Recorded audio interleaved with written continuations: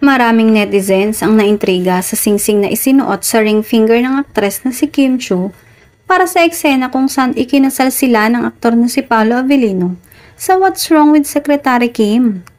Sa social media platform ay sari-saring komento ang mga Kim Pao fans dahil mismong si Paolo Avellino daw ang bumili at pumili para sa singsing na gagamitin sa kasal nila ni Kim. Maraming nanghula na ito yung galing talaga sa rumored boyfriend ng aktres at mukhang engagement ring ito. Ito na ngayon ang bagong kailangang sagutin ni Kim after nilang maintriga sa mga galawan nila sa nakalipas na kapamilya caravan sa Dubai. Maraming naghihintay kung totoo bang sila na o nanliligaw pa lamang ang aktor.